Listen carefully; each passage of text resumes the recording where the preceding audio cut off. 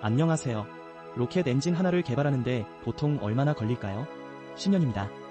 그런데 스페이스X는 그 엔진을 3년 만에 만들었고 지금 그 엔진이 인류 역사상 가장 강력한 로켓의 심장으로 뛰고 있습니다.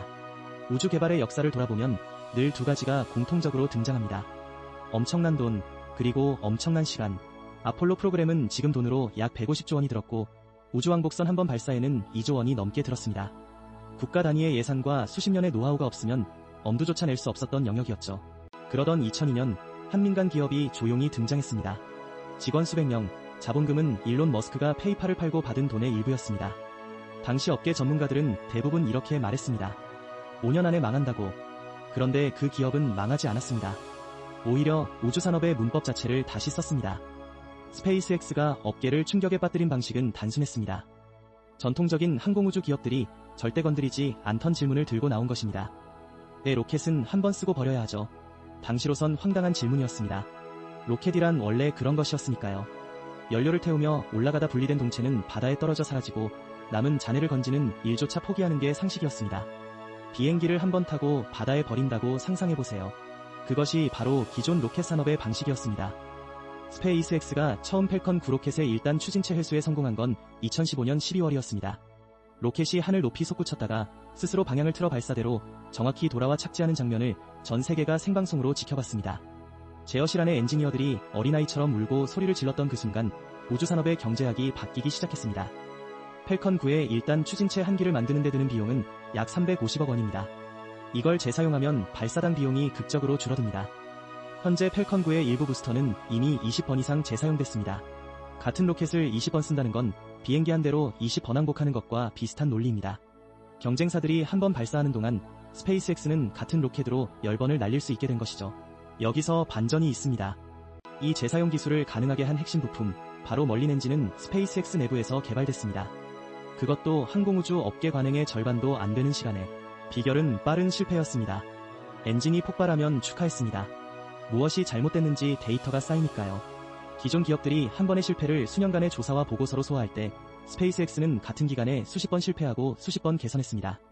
실패를 낭비가 아니라 연구비로 본 것입니다. 그리고 지금 그 철학의 가장 극단적인 결과물이 하늘로 올라가고 있습니다.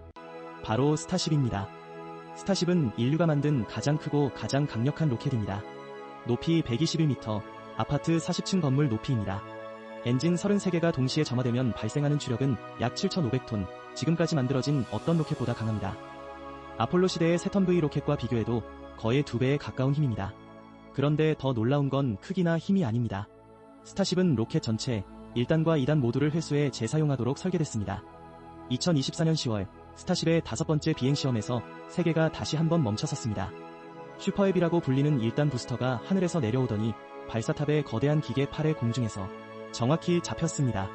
공중에서 낙하하는 70m 높이의 철골 구조물을 기계 팔로 낚아채는 장면, 이건 SF 영화의 한 장면이 아니었습니다. 실제로 일어난 일이었습니다. 나사의 엔지니어들조차 화면 앞에서 말을 잃었습니다. 스타쉽이 완전히 운용 단계에 들어서면 무엇이 달라질까요? 현재 펠컨 9는 한 번에 약 22톤의 화물을 지구적에도 지표면에서 약 200에서 2000km 높이의 공간까지 올릴 수 있습니다. 스타쉽은 100톤 이상입니다. 그리고 재사용이 완성되면 발사 비용은 펠컨 9의 수분의 1 수준으로 내려갈 것으로 예상됩니다. 궤도에 물건을 올리는 비용이 킬로그램당 수백만 원에서 수십만 원대로 떨어지면 우주는 더 이상 국가와 대기업만의 공간이 아니게 됩니다. 이 기술이 향하는 곳은 결국 화성입니다. 일론 머스크가 스페이스X를 세운 처음부터 품었던 목표입니다. 화성까지의 거리는 지구와 가장 가까울 때도 빛이 3분을 달려야 닿는 거리입니다.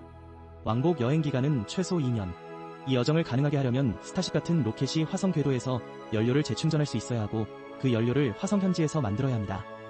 스페이스X는 이 계획을 이미 구체적인 공학과제로 다루고 있습니다. 공상이 아니라 일정표로. 사실은 스페이스X가 뒤바꾼 건 기술만이 아닙니다. 우주를 바라보는 시선 자체를 바꿨습니다. 한때 우주는 소수의 영웅들이 국가의 이름을 걸고 오르는 곳이었습니다. 그런데 지금은 민간 기업이 위성을 쏘고 민간인이 궤도를 돌고 또 다른 민간 기업들이 달과 화성을 향한 설계도를 펼치고 있습니다. 이 흐름의 출발점에는 언제나 스페이스X가 있었습니다. 물론 모든 것이 해결된 건 아닙니다. 스타쉽의 완전한 재사용은 아직 실증 단계에 있고 화성 이주는 수십 년 뒤의 이야기일 수 있습니다. 로켓 연료 생산과 방사선 차폐, 장기간 무중력 환경에서의 인체 영향, 이 모든 것이 여전히 풀리지 않은 질문으로 남아있습니다. 그리고 그 질문들이 하나씩 풀릴 때마다 인류가 갈 수 있는 곳의 경계선이 조금씩 더 멀어질 것입니다. 지금 이 순간에도 텍사스 보카치카의 하늘 위로 스타쉽의 다음 비행을 위한 점검이 진행되고 있습니다. 인류가 처음으로 다른 행성에 발을 딛는 날, 그 로켓이 어디서 왔는지 역사책은 기억할 것입니다. 한때 아무도 성공할 거라 믿지 않았던 그 조용한 민간 기업의 이름을. 오늘 영상이 흥미로우셨다면 구독과 좋아요, 그리고 알림 설정까지 눌러주세요. 다음 편에서 더 놀라운 이야기로 찾아오겠습니다.